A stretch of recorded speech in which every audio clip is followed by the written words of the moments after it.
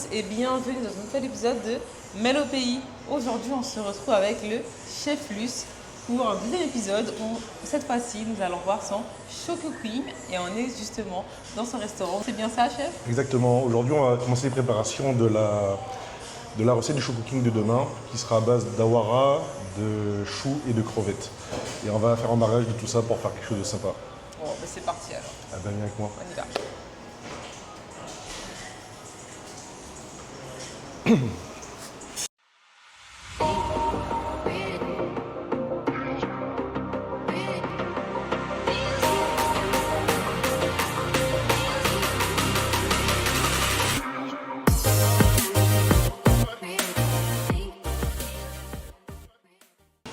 Alors, comment tu peux m'aider? On va commencer à retirer chaque feuille. C'est faire ça? Oui. Voilà, ok. Je pense. Ben, C'est alors, pas trop compliqué. non, mais en fait, le but, c'est de les casser le moins possible pour pouvoir les garder et les travailler vraiment dans la largeur. Alors, du coup, Comment cette idée de cette recette du coup chou, awara, crevettes est venue? C'est assez particulier. Bah ouais, ça ne mélange pas forcément tout le temps. Exactement, mais moi je pense que le chou et les crevettes c'est quelque chose qui vont bien ensemble. Souvent quand j'étais jeune on faisait du chou sauté avec des crevettes, des petites crevettes salées, un peu tout ça. Alors du coup j'ai un peu voulu reprendre un peu cette recette mais la faire un peu à ma façon. La décliner d'une façon un peu différente. Alors du coup on va faire un peu un millefeuille de choux et de crevettes. Que après on va les tailler pour les faire en brochettes. Waouh, Voilà. Alors du coup, ça sera vraiment totalement différent avec une bisque de crevettes à l'awara, une huile d'awara et en fait on va garder les petits morceaux de chou parce qu'en fait il va nous rester ça à la fin. Ben, ça on va faire un petit crémeux avec, on va mettre dessus un petit condiment et voilà, comme ça on perd rien du tout. Ok, bon, ben, je me lave les mains et c'est parti. Exactement, juste là. Ça sera le but final qu'on les aura pré-cuits, ils seront un peu comme ça. Du coup, je vous montre un peu comment on va faire. Prends-moi un pour moi, s'il vous plaît. Ah, mais c'est froid. Hein? C'est froid. Alors, c'est froid parce qu'en fait, dès qu'on a fini de les cuire, on va les mettre directement dans cette eau-là avec des glaçons pour stopper la cuisson. Ah, je connaissais pas cette méthode. Voilà, et comme ça, on a un légume qui reste croquant, mais avec aussi une jolie couleur, du moins la couleur blanche-verte, elle reste. En fait, ce qu'on nous, on veut pas dedans, ce sera ça. Ce sera la partie qui sera un peu dérangeante parce que c'est la partie qui est un peu dure sur le chou. Du coup, cette partie-là, on va la retirer. Ok? Parce qu'en fait, tu sais, regarde, même au toucher, tu sens que c'est la partie la plus dure, quoi, tu vois. C'est vrai, Et en fait, ce que nous, on veut, c'est d'avoir vraiment que la feuille. Ok. Exactement, que la feuille. T'as un papier sulfure ou pas là? Non. Mais du coup, là, il y a beaucoup de choux. Hein. C'est ça. En fait, ça paraît beaucoup, mais ce sera vraiment pas beaucoup. Je vais te montrer, tu vois. On donne, t'inquiète. Merci. Parce que le truc, c'est que là, on va faire 2 cuissons de chou. On va le cuire une première fois, juste blanchi. Et après, on va le cuire une deuxième fois, quand il y aura toute la farce en vapeur. Donc, on va faire en brochette, du coup, là, elle va se snacker, c'est ça? C'est ça, après, on va les snacker. Alors, du coup, tu vois, nous, notre but, c'est de mettre un peu le papier un peu comme ça, dedans, de récupérer nos feuilles. Je vais les ouvrir. Voilà, de les mettre le plus à plat possible pour que ça prenne vraiment tout le bac, même prendre les rebords un peu. Et du coup, demain, dans le show cooking, qu'est-ce qui te restera à faire? Il me restera à dresser et à snacker devant eux. C'est sûr que cette étape-là, on ne pourra pas la faire devant eux, parce que c'est quand même assez long comme étape. Oui. Là, ça doit reposer après toute la nuit pour que ça soit bien figé et tout. D'accord. Voilà. Alors c'est ça le but. Le but, c'est de vraiment venir tapisser de notre chou. Alors, est-ce que tu t'inspires souvent de ce que tu mangeais petit pour créer des recettes? Ah ouais, souvent. Là, tu me parles d'un plat que tu mangeais enfant, crevettes sautées avec du chou. Ouais. Ça t'arrive souvent? Je pense que tout est aussi souvenir. Hein. Je pense qu'on s'inspire de nos souvenirs, on s'inspire de ce qu'on a déjà vu, de ce qu'on a déjà goûté. Et c'est ce qui fait la richesse de la cuisine. Est-ce que tu as déjà un peu goûté ton assortiment ou tu vas vraiment... Ah non, pas du tout. Non, vraiment. Okay. Non, je sais un peu où on va. Et je sais à quoi ça va ressembler à la fin. Alors du coup, c'est essentiel. C'est l'essentiel. Voilà. Est-ce que c'est stressant un show cooking, donc de cuisiner devant des personnes? Au début, c'est toujours un peu stressant parce que c'est des gens qu'on ne connaît pas. Mais après, je pense qu'on s'y fait à force de le faire. Ça devient habituel et puis c'est même plutôt plaisant de de pouvoir expliquer ce qu'on a fait, pourquoi on l'a fait et comment on l'a fait, quoi. Ok. Voilà. C'est ton premier ou ton... Le premier show cooking? Non, on en fait assez régulièrement, que ce soit pour des centres commerciaux, pour des associations, pour pas mal d'événements, quoi, pour des entreprises. Alors du coup, c'est quelque chose qu'on a l'habitude de faire et qu'on aime bien faire. Voilà.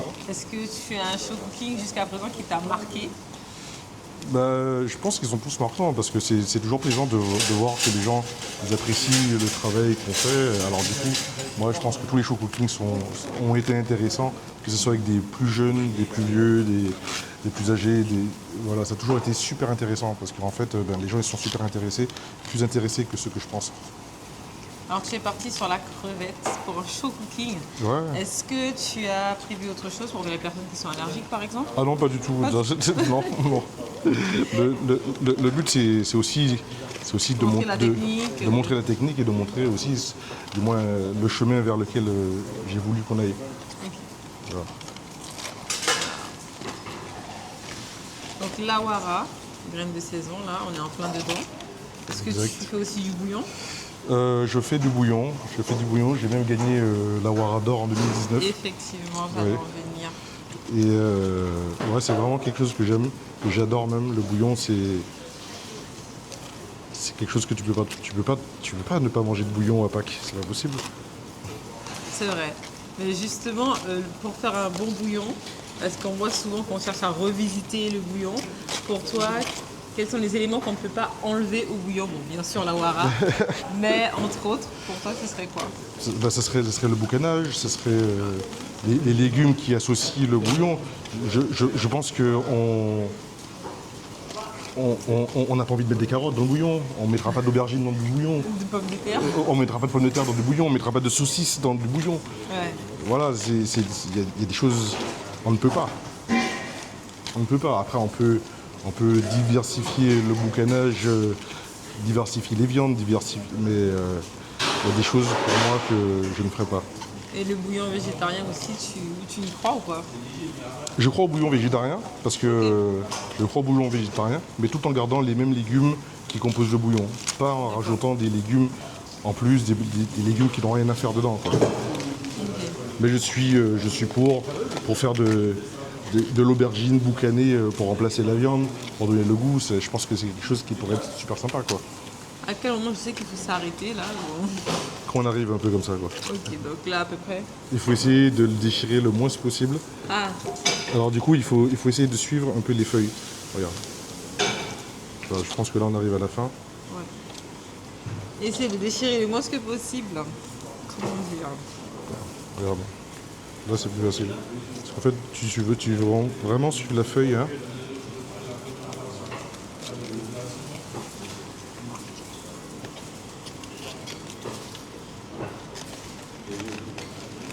C'est de la Non, patience, hein. tu sais que chaque feuille, je les ai déchiquetées, pas tout pratiquement.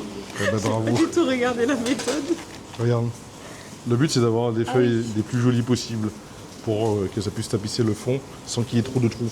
Bon.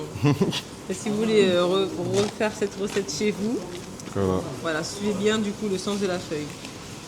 Pas comme moi du coup. En essayant de ne pas l'abîmer. C'est ça parce que... Ah ouais, non mais mes feuilles, tu les vois tout de suite. Hein. Bon, c'est pas grave. Et pourquoi qu'on tu fera. enlèves du coup cette partie après la cuisson et pas avant?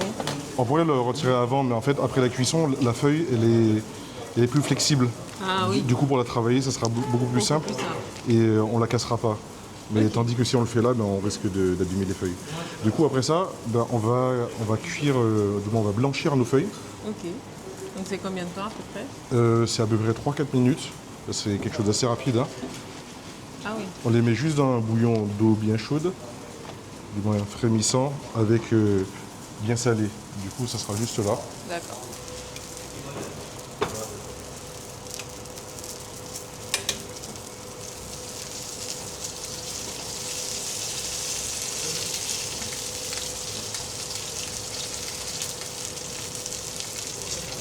Est-ce que vous allez les refaire à la maison? Voilà. Il faut refaire, hein. Quoi? Il faut refaire à la maison. Moi? Oui. Oui. Ah oui, mais là, je note les recettes. Hein. Je vais vous apprendre, c'est super facile. Quand vous avez retiré la tête, les 3 premières bagues, 2, 3, et pareil, les 2 dernières.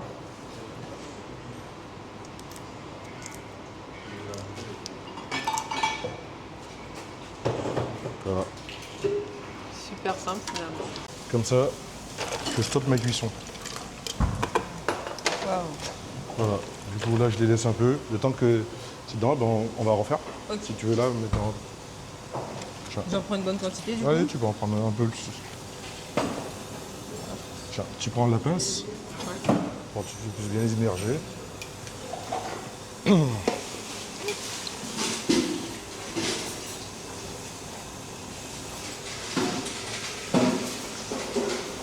C'est bon, et tu laisses remonter en température. C'est bon là, non?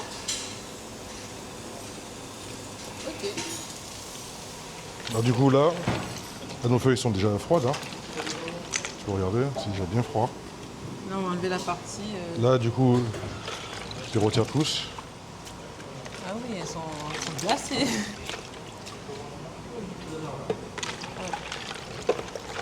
Et du coup, quand c'est blanchi comme ça, on prend quand même le goût du chou ou c'est vraiment la matière que ça va apporter en fait, de la texture? On va répondre à ta question tout de suite. Tu vas goûter? Alors, Voilà, je retire.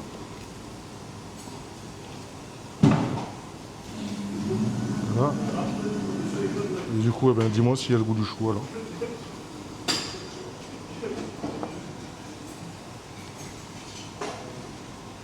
ah oui, Ouais. ah oui, très fort. Voilà. Alors tu vois, ça perd vraiment pas de son goût.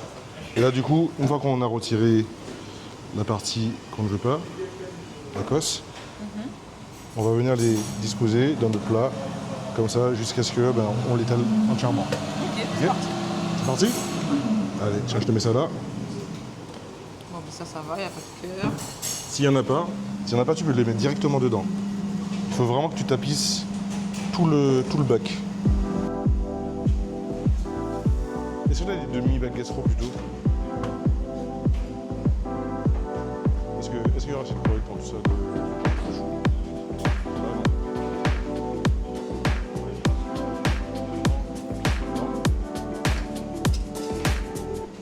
Je pense que si on fait un demi, ça ira.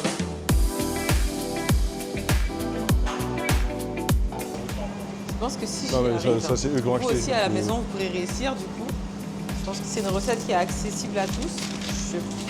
On va attendre un peu la farce avant de s'avancer pour voir qu'est-ce qu'il nous faut pour pouvoir faire la farce de crevettes à la wara.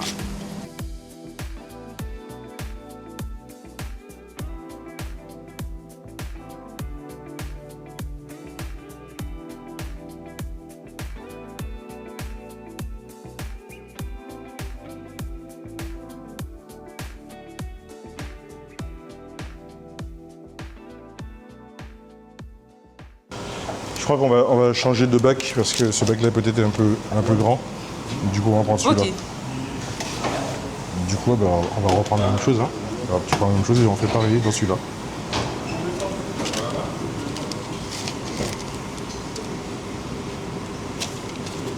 Ça sera même plus facile. Et le but c'est que ça lâche le moins d'eau possible. Moi j'ai beaucoup de mal à manger la wara en dehors d'un bouillon. C'est vrai? Ouais. Donc, du T'as jamais aimé de recette à base d'awara? j'ai goûté une fois du porc confit avec de la sauce à l'arachide et à la wara. Ah ouais, non, ça c'est gras ça. J'ai pas... Je te comprends. J'ai trouvé ça perturbant pour quelqu'un qui connaît la wara. Je te comprends. La wara que dans le bouillon. Et... Alors, on va bien tapisser jusqu'en haut. Comme ça, tu vois, on va le refermer et comme ça on pourra bien le serrer.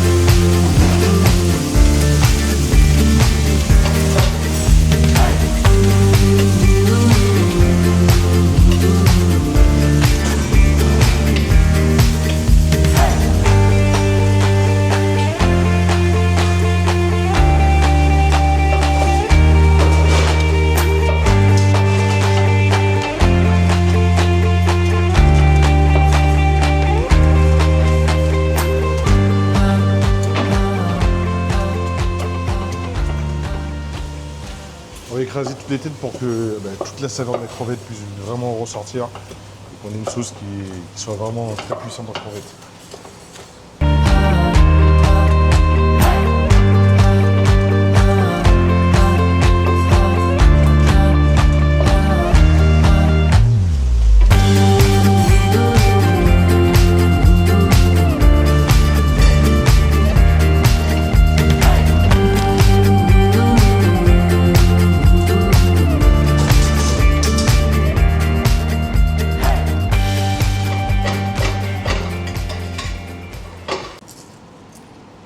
Du coup là maintenant le but ce sera de toutes les hacher pour faire notre farce.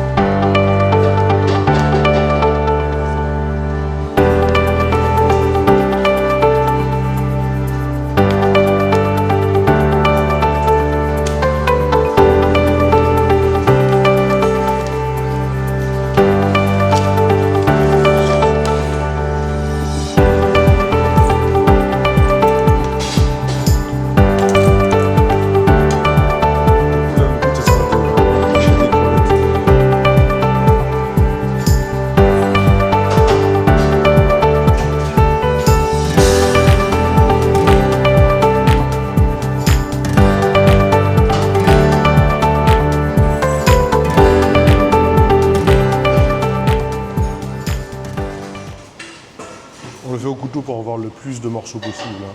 Que ce soit haché, mais pas non plus une pâte.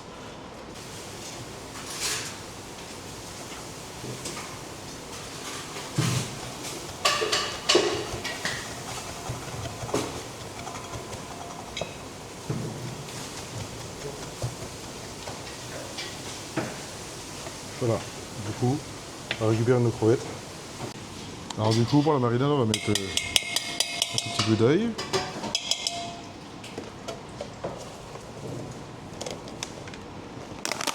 Des oignons rouges. Là, on a à peu près combien de grammes de crevettes? Là, on a à peu près un peu plus que 500 grammes, 800 grammes à peu près de crevettes. De la cive. Comment tu appelais? De la cive. La cive. Oui. Oh, ok. Comme on dit ici, oignon pays. Ouais, moi je dis Voilà. Et on va rajouter un peu de coriandre aussi, mais pas beaucoup. Voilà, une fois qu'on a mis tout ça, Et là, on se demande comment on va intégrer l'awara du coup à cette. l'awara, on ne le tingue pas dedans, on va l'intégrer dans la sauce qui est derrière. Du coup, Ici. ça sera dans cette sauce-là. Ok. Voilà, du coup, là pour l'instant, on a bien fait torréfier nos crevettes. Là, on a mis notre garniture aromatique. Là, on a fait flamber aussi. On va mouiller, du moins, on va couvrir avec de l'eau jusqu'à hauteur.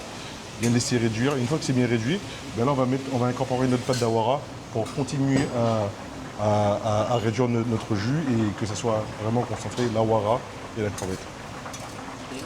Super.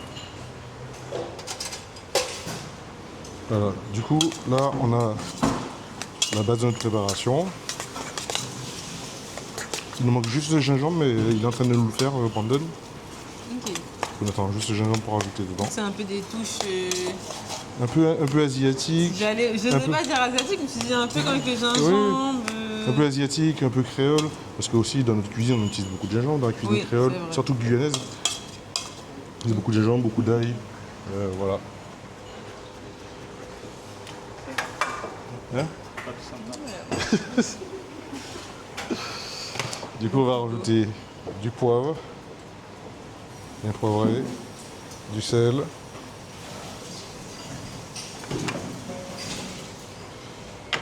Donc là, ce soir, le restaurant il est fermé. Pourquoi? Non? Non, il est ouvert ce soir. Ah, donc vous faites les préparations pour demain et après vous allez attaquer pour le service de ce soir? Exactement. Waouh! C'est la course, non? Ça va. Ça va. Vous avez aussi changé votre carte. Exactement. On a changé notre carte aussi. Vous êtes sur quoi comme menu Alors là, on est sur un menu un peu plus fun, avec des garnitures sympas, des plats super sympas. On est toujours sur une cuisine 100% fait maison, avec des bons produits, des beaux produits, bien travaillés. Locaux. Voilà, locaux en priorité. Après, on a bon, quelques petits produits aussi qu'on exporte, mais bon, en général, on essaie d'être sur des produits locaux. Ok. Voilà. On attend juste le gingembre. Là, Ok. Et après, on met les crevettes. tapissé, et après, On remet une couche de chou. c'est ça. Crevettes, couche de chou, crevettes. Exactement. Et après, on va les découper. C'est Non, ça. d'abord, on met au congélateur. Là, après, on va. Alors, du coup, on va rajouter juste un tout petit peu de gingembre.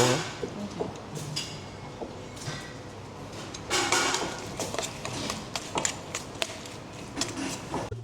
Alors là, du coup, on va goûter. Ouais, goûte. Alors, je prends tout l'autre bout. Ouais. C'est un peu la partie préférée quand on vient dans une cuisine. Hein. C'est de Voilà, pouvoir ça. goûter. Pour moi, l'assaisonnement, ça suffit largement. Très bon. Et là, on va venir. Et tu vois, aider sur notre chou.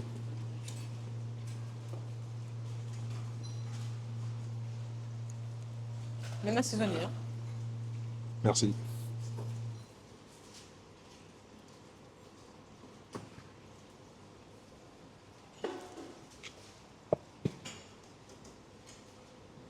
Généreux, il faut qu'il y en ait vraiment partout.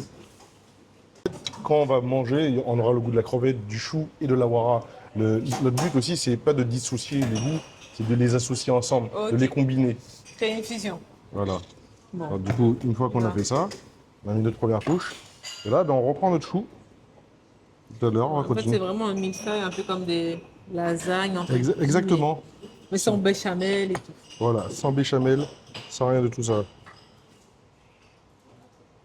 Du coup, là, moi, ce qui m'intéresse, c'est que maintenant, ça soit juste au fond. Parce qu'en fait, on a déjà mis sur les bords pour pouvoir le refermer. Ok. Et là, on part sur une préparation pour combien de personnes à peu près? À peu près. Une centaine?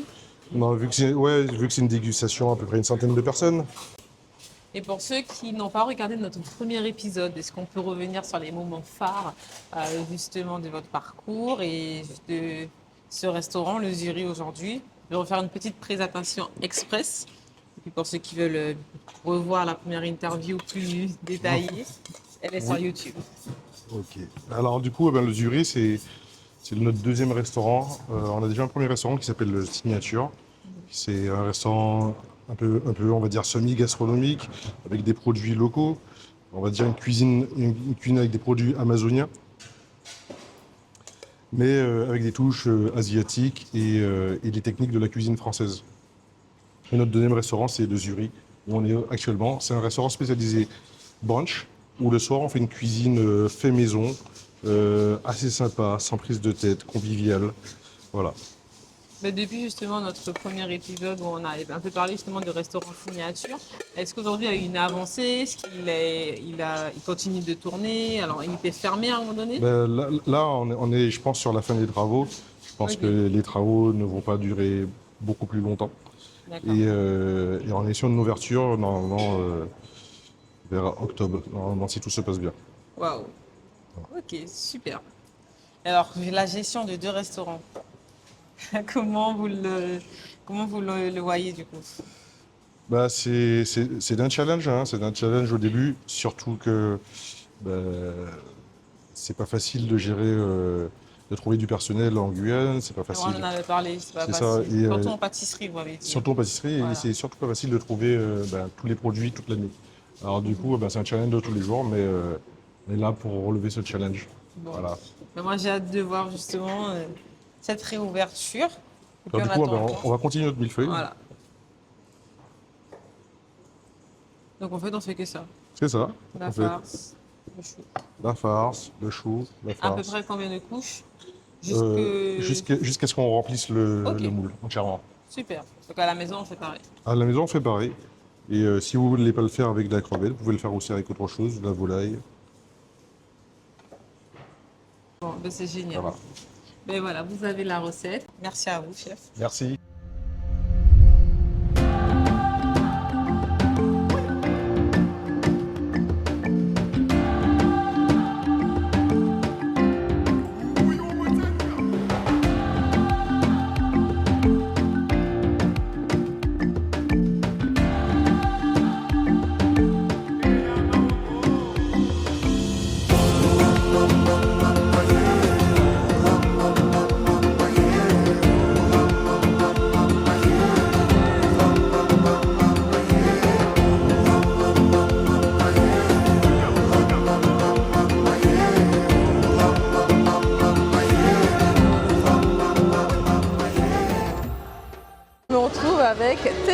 qu'on avait déjà vu dans un épisode chez elle, même dans son café. Oui, et là, ça on y est. se retrouve du coup à l'Awara Day. Alors dis-moi, qu'est-ce que ça représente pour toi d'être présente ici pour l'Awara Day et quels produits tu proposes à base d'Awara? Alors aujourd'hui, bon, c'est important parce que l'Awara, cette journée-là qui est autour de l'Awara, qui met en valeur, ben, c'est quelque chose. Donc ben, voilà, ça fait partie de notre patrimoine. Il y a une confrérie qui se bat pour valoriser ce produit et nous sommes partantes. Et du coup, on a mis en valeur le fameux Awara Cake qui est une de nos spécialités au salon de thé. Et puis, on a aussi fait du pain perdu rôti à l'Awara, on a fait des cookies à l'Awara. Waouh! On a fait le nouveau gâteau Choco-Wara qui est la nouveauté de cette saison. Ah, il en reste? Et il en reste, ouais. Et puis, on a fait des madeleines à l'Awara, on a fait un petit 4 quarts à l'Awara aussi. Ah oui, vraiment beaucoup de On a produits, fait beaucoup de produits à base à l'Awara, d'Awara. on a Est-ce que ça a été décliné. compliqué d'incorporer l'Awara dans de la pâtisserie? Alors, l'Awara, c'est pas compliqué à incorporer si on ne. Faut pas le faire cuire trop. Faut pas trop le faire cuire en fait. Faut vraiment utiliser la pulpe et afin que ça ne se transforme pas en bouillon dans la pâtisserie quoi. Sinon tout de suite ça fait de l'huile et voilà, on prend le goût forcément des saveurs qu'on utilise côté salé quoi. Ah oui. Donc voilà, donc il faut la pulpe, il faut essayer de le préserver au maximum, pas le faire cuire, pas trop le faire chauffer, afin que on retrouve la saveur du fruit. Et oui, c'est pas facile, je le dis, parce que faut le décortiquer, ça prend du temps. Tu fais ta pulpe quand même? Je fais ma pulpe moi-même, ça Waouh, prend bravo. énormément de temps. En fait, c'est un temps à prendre en compte et c'est vrai que les personnes ne se rendent pas souvent compte par rapport au prix de vente des produits à l'Awara, mais il y a du boulot derrière.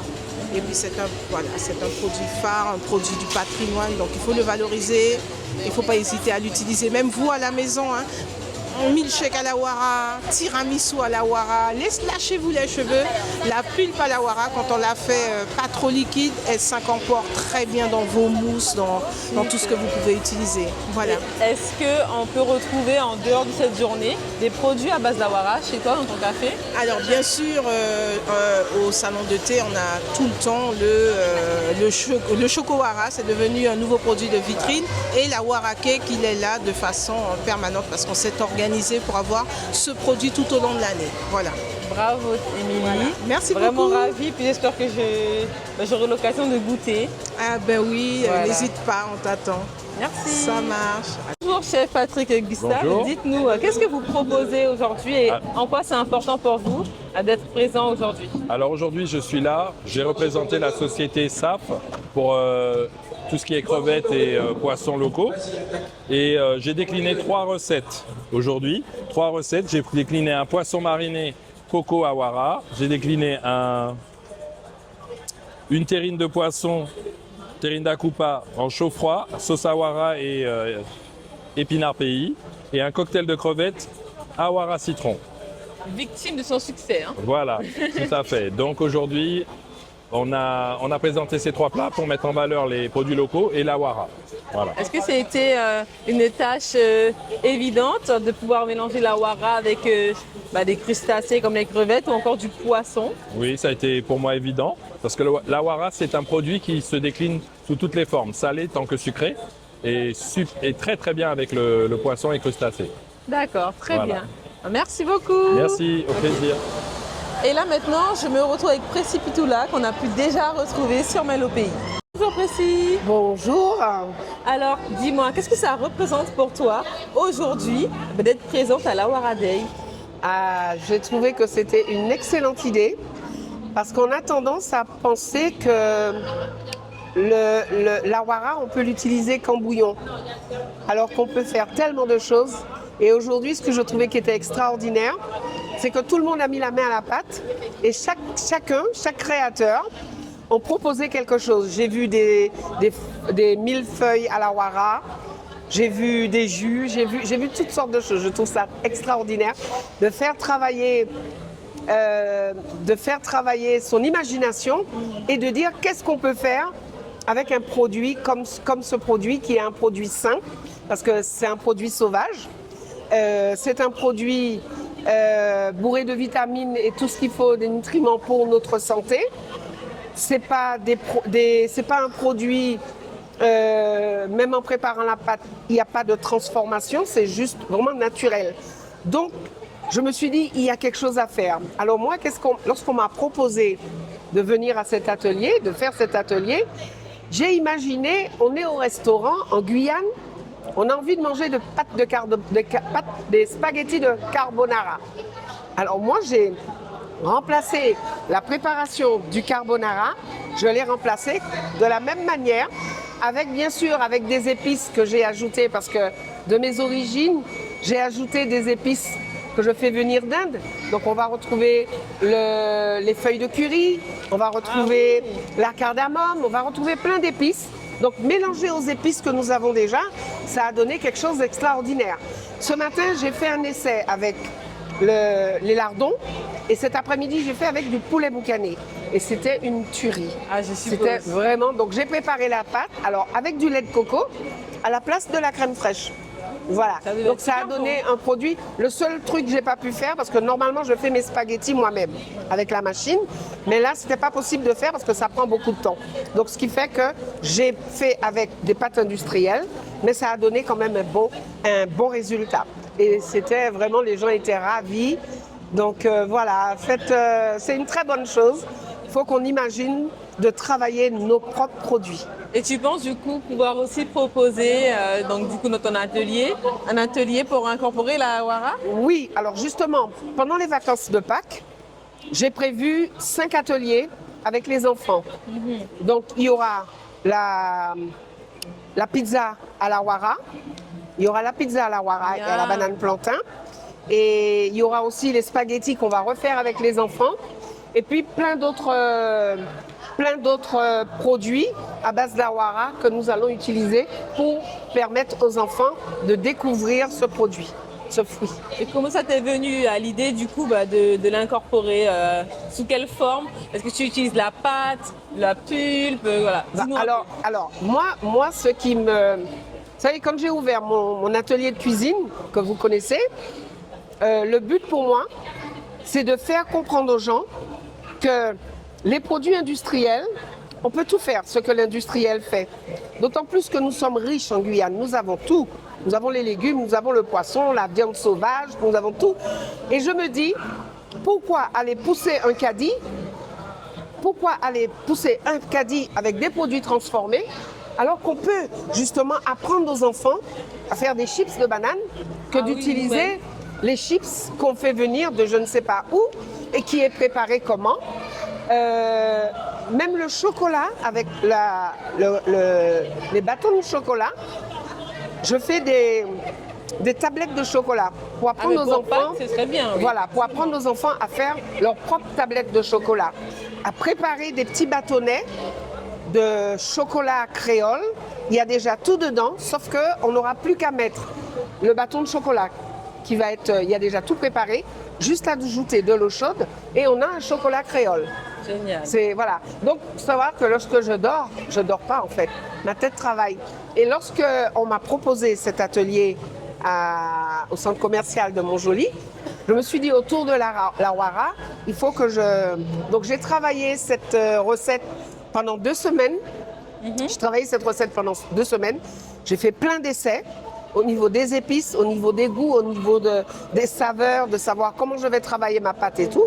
Et à force, j'ai appelé mes goûteurs et ils ont validé et ils m'ont dit voilà, c'est ce qu'il faut, c'est le dernier plat que j'ai préparé, qu'ils ont découvert que c'était... Donc le mieux, c'est de faire avec du poulet boucané ou avec des crevettes, parce qu'on a du poulet boucané, on a des crevettes, des lardons, on n'a pas de lardons en Guyane. C'est-à-dire, il y a du porc, mais nos bouchers ne nous proposent pas des lardons, du porc, la partie pour faire. Donc, on est obligé de prendre les lardons qui viennent dans le commerce. Et lorsqu'on se rend compte, on fait cuire les lardons. Normalement, les lardons devaient lâcher un peu d'huile, mais ça lâche de l'eau. Donc, c'est de là qu'on se pose la question qu'est-ce qu'on mange? Qu'est-ce qu'on a dans nos assiettes? On fait cuire on met du beurre dans une casserole pour faire un plat et on se rend compte que c'est de l'huile, de l'eau, c'est pas du gras. C'est vrai. C'est vrai, vous vous rendez compte? Ça arrive. Donc on se pose la question, pourquoi faire le beurre? c'est comme tu as dû voir une fois à l'atelier, j'apprends aux enfants à faire leur beurre, à faire leur fromage, à faire le pain. Voilà, il serait temps qu'on se réveille et puis que nos enfants puissent voir grandir, qu'on les voit grandir et qu'ils puissent prendre la relève sans être malades à 40 ans. Voilà, c'est ça mon combat. Merci beaucoup en tout cas. Je t'en prie. Et puis écoute, j'espère avoir l'occasion de goûter. De goûter, mais tu viendras à l'atelier. Pendant les vacances scolaires, là, j'ai des ateliers le mercredi, j'en ai un lundi, mardi, mercredi. Enfin, je vais t'envoyer le programme et tu pourras venir assister à. Et du coup, pour s'inscrire, c'est le numéro? Oui, voilà, c'est ce numéro. Donc, WhatsApp. Ou sinon. Voilà. Très bien, merci donc beaucoup, on m'envoie un petit message, Oui. Je fais les réservations, les pré-réservations et après on passe aux réservations plus tard. Voilà, merci Mélissa. Écoute, au top, merci. Ouais, super. À bientôt. À bientôt ma chérie. Et puis Maintenant, je me retrouve avec Drupa. Drupa, alors dites-moi, qu'est-ce que vous présentez aujourd'hui et qu'est-ce que ça représente pour vous d'être ici aujourd'hui? Alors bonjour, alors je suis Drupa Ingénieux, j'habite à Saint-Laurent-du-Maroni et je produis un chocolat de l'arbre à la tablette sous la marque Théobroma Cacao Guyane. Et donc aujourd'hui je suis venue fêter l'Awara parce que c'est un produit dès le départ qui était intéressant justement à mélanger avec le cacao parce que déjà c'est traditionnel, c'est notre produit national pour le bouillon d'Awara. Donc du coup je me suis dit tiens on va essayer de voir ce qu'on peut faire, ce qu'il y a d'intéressant à mélanger ces deux produits et donc du coup moi je le trouve exceptionnel, c'est un de mes préférés et je trouve que ça apporte de l'acidité et voilà, ça fait vraiment un chocolat pays à l'Awara. Et comment vous faites pour incorporer du coup l'Awara au chocolat? Vous passez par l'huile, la pulpe, vous le faites vous-même, vous achetez une pâte? Alors, l'huile de pulpe d'Awara est utilisée pour ce chocolat. Donc, c'est une huile de pulpe qui est produite par un artisan local d'origine amérindienne sur Awala et à Limapo, dans l'ouest. Et donc, voilà, c'est son savoir-faire qui fait que justement, en mélangeant le mien, on fait un produit d'exception. Donc aujourd'hui, vous êtes venu jusqu'à Manjoli. Qu'est-ce que ça représente pour vous? Alors ça fait partie des façons de mettre en valeur ce cacao, le cacao de l'Ouest et du coup l'Awara dans l'Est, à Cayenne et les environs. Donc voilà, c'est important aussi qu'on ait de la visibilité aussi dans l'Est et voilà. Écoutez, j'espère qu'on aura l'occasion de pouvoir fabriquer ensemble du chocolat à Saint-Laurent-du-Maroni. Oui, tout à fait, surtout que l'atelier se visite, donc voilà. Et comment on peut du coup vous retrouver? Alors, vous pouvez nous retrouver sur notre page Facebook Théobroma Cacao de Guyane, sur Instagram aussi à Théobroma Cacao Guyane. Voilà, super. Merci. Merci beaucoup, Au revoir. Au revoir. Vous étiez avec Mel au Pays sur Télépays. On a pu voir du coup l'Awara Day qui était organisé au centre commercial Match Manjoli 2. Donc la première partie avec le chef Luce qui était en pleine préparation de son show cooking. Et par la suite du coup, quelques stands qu'il y avait avec Précipitoula, Témélis, plusieurs personnes qu'on avait déjà pu voir dans l'émission Mel au Pays. Je vous dis à demain pour le prochain épisode.